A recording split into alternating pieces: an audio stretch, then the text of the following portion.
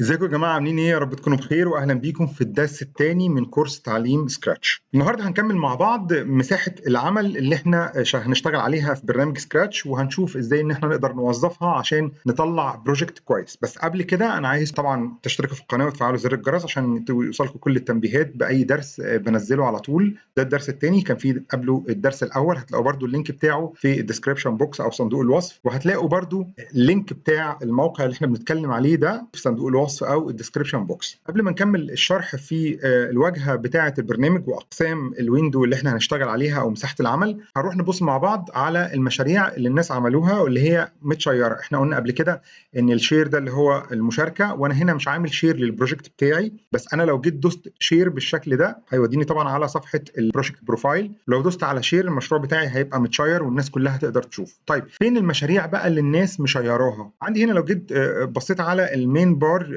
ده هتلاقي فيه اول حاجه اللوجو بتاع سكراتش، وبعد كده كرييت اللي هي اللي احنا عملنا او انشأنا منها مشروع جديد. هنلاقي في جنب كرييت في حاجه اسمها اكسبلور وايدياز. لو جيت دوست على اكسبلور بالشكل ده هيوديني على صفحه كده فيها مشاريع الناس اللي عاملاها. يعني مثلا خلينا نروح كده نبص على مشروع ده اللي هو اسمه بيتزا كريز. هلاقي اللي عامله اسمه ده اليوزر نيم بتاعه، يعني بغض النظر عن اسمه طبعا مالناش دعوه بيه، ده عباره عن لعبه طبعا. بس انا ممكن كمان افلتر النتائج دي كلها، لان طبعا في مشاريع كتير. لو جيت نزلت كده هتلاقي في ناس كتير عامله شغل حلو قوي على سكراتش. ممكن افلتر الكلام ده باني ادوس على انيميشن مثلا، مشاريع اللي هي الحركه بس انيميشن تظهر عندي. في حاجه اسمها ارت برضو، مشاريع الفنيه مثلا تظهر عندي. ده الجيمز الالعاب، مشاريع الالعاب بس اللي هتظهر عندي. مشاريع اللي فيها مزيكا مثلا او مشاريع اللي هي تختص بالميوزك اكتر حاجه تظهر عندي. وستوريز الحاجات اللي فيها قصص، وتوتوريالز. هنا الترتيب بتاع المشاريع، البوبيولر اللي هو الناس كلها يعني الناس كتير بتخش عليه كده. الريسنت اللي هو طبعا اخر مشاريع اتحطت على الشير. بالنسبه لي انا عايز اجرب حاجه كده، هروح على الترندنج الاول وخلينا نجرب اللي هو البروجكت ده اللي هو بيتزا كريز ده، نشوف بتاع ايه. لو جيت دوست كده هيفتح لي البروجكت بروفايل بتاع اللعبه دي. لو جيت دوست هنا كده على بلاي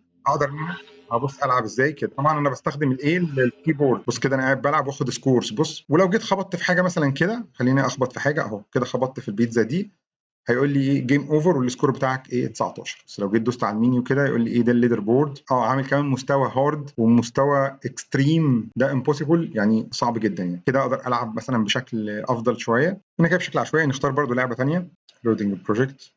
اوكي كده عمل لود. هنا بقى اعمل ايه؟ المفروض ان انا امشي بيها كده ونط. انا كده وصلت لايه المرحله، عديت كده، عديت كده. بقى المفروض ان انا ايه اطلع كده. والله ظريفه. المهم ان انا ما اخبطش في البتاع الاحمر ده، القرطاس الاحمر ده.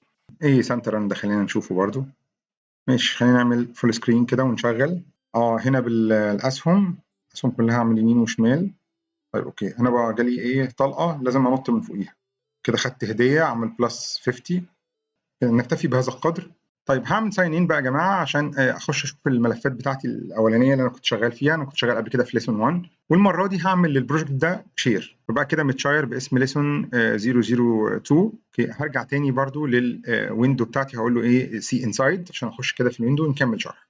طيب يلا بينا نبدا تاني مع بعض كده. احنا اخر حاجه وصلنا لها ان احنا قلنا او تعرفنا على الباور دي كلها لحد التوتوريالز، وعرفنا ازاي نشوف الفايلات بتاعتنا من هنا. طبعا منطقي لما ادوس على الملفات بتاعتي او الماي ستاف بنسميها هنا، بلاقي عندي هنا المشاريع بتاعتي. ده ليسون 001 ده مش متشاير، لكن ده متشاير اللي هو ليسون 002. ممكن ادوس ان شير هنا لو انا عايز الغي الشيرنج بتاعه. لو جيت بصيت على الشمال كده هلاقي في زي فلاتر، يعني شيرد بروجكت 1 اللي هو طبعا ليسون 2، والان شيرد بروجكت اللي هو 1 اللي هو ليسون 001 اللي خدناه في الدرس اللي فات. هروح طبعا على الليسون 002. لو دوست طبعا على التايتل بتاعه هيجيب لي صفحه المشروع او البروجكت بروفايل. ممكن اروح على سي انسايد على طول. خلينا نبص بقى على الثلاث زراير دول. اول زرار هنا اللي هي ده بتاع الفيو. بص كده صغر لي الفيو اللي هي البانل اللي في الجنب دي. لو جيت دوست على اللي بعدها كبرها لي بالشكل ده. لو جيت دوست على ماكسمايز بيكبر لي البريفيو بتاع المشروع بتاعي او البروجكت بتاعي. المنطقه اللي تحت دي يا جماعه اسمها الستيج او مسرح العمل، يعني دي في الاخر اللي بتبان للمستخدم الاخير يعني. طيب يبقى احنا قلنا ده اسمه ايه؟ ده اسمه الستيج. ده البار بتاعه، دوست على الستيج هنا هيطلع لي هنا ايه؟ باك دروبس. الشكل اللي محطوط هنا فيها ده اسمه ايه؟ اسمه سبرايت. السبرايت ده الكائن اللي هو القابل للبرمجه. الكائن ده ممكن يبقى قطه زي ما حضراتكم شايفين، او ممكن يكون حاجه تانية برضو هنتعلم ازاي نضيفها